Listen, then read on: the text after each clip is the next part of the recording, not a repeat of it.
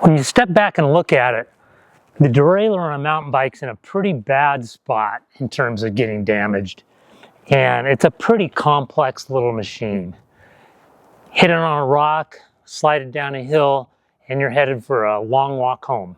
But derailleurs are a little bit like mouse traps, and they just haven't come up with a better design. I mean, these things still work the best. Ooh. But they actually have come up with a better design, and that's what I'm going to talk about here. So this is a SRAM GX Eagle T-type transmission or derailleur, and it kind of looks the same as all these other derailleurs that we have on our bikes, but on closer inspection it is a bit different, quite a bit different actually. So let's look at this derailleur a little closer and see why you may want this on your bike. Now the T-type derailleur that SRAM makes is electronically controlled and it's direct mount, and that's important. You see, originally on bikes, and this is my time trial bike, derailleurs were mounted directly to the frame.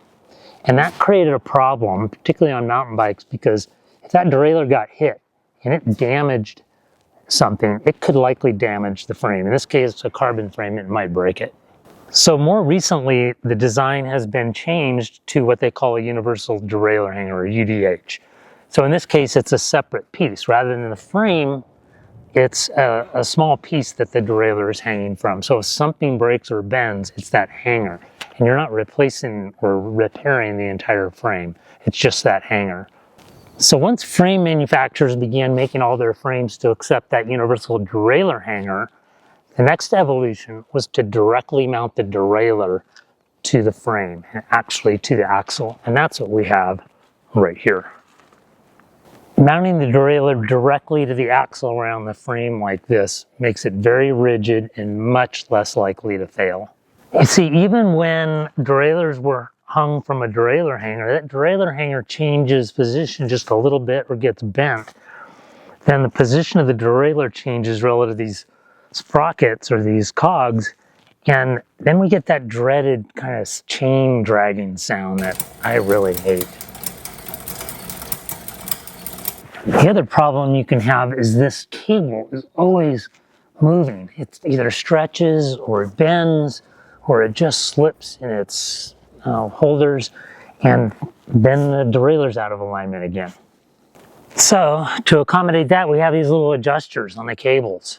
So we can keep that derailleur in adjustment and keep it from making all that noise. I'm terrible at that.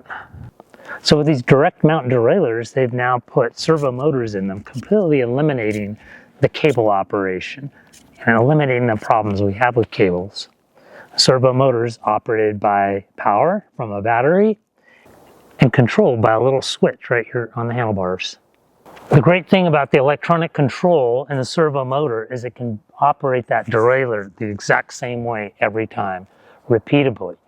Not only that, it can be coordinated with the little ramps you see here on these cogs, so it's always shifting at the exact right time. But you do need to remember to charge up that battery, unless you have an e-bike. This e-bike battery can be used to operate this derailleur, and it is in this case. So we now have a power source that you don't need to remember to recharge, unless you forget to recharge your bike. So it's all coming together. Effortless shifting, precise shifting, low maintenance, more robust system. I love it. I mean, I'm not going back, except I have several other bikes that don't have this system on it. So when should you and I think about switching over to a direct mount derailleur with electronic shifting? I've already got it on this bike and I'm sold, but I don't have one on my other bikes. Let's talk about what the best time is. Please subscribe if you haven't already. Not sponsored. These are all my own opinions. I'm going to keep giving you my honest opinion on that, and your subscription to the channel really helps me and helps support the channel. Well, here's what I recommend. First, if you're just tired of making those adjustments all the time or hearing that chain drag, and you've got an extra $900 to maybe $2,000 to spend on a bike you already have, then go ahead and switch the system over. Yes, It does require that you replace the derailleur, the cog set, the chain, maybe even the front chain ring, definitely the shifter, maybe even the cranks. For me, that's a bit too much. I would need the price to come down. Now, if you're buying a new bike, that's a whole nother story. I would definitely go with this T-type transmission if you're going with SRAM. Shimano also sells a similar system. It's Di2, but I think it's limited to e-bikes. But for a mountain bike, I definitely think the direct mount derailleur with the electronic shifting is the way to go. In a lot of cases, you can find the same bike offered with electronic or non-electronic shifting, the electronic being the direct mount derailleur. In some cases, if you shop carefully, you may find them at similar prices. So at that point, the decision becomes pretty much a no-brainer. For e-bikes like this, I think it really is a no-brainer decision because you've got the power available, supplied to that derailleur for the electronic shifting. And in case of Shimano, you get some possibilities of automatic shifting. So going with the T-type or the Shimano direct mount derailleur with electronic shifting is really the way to go, I think, for e-bikes.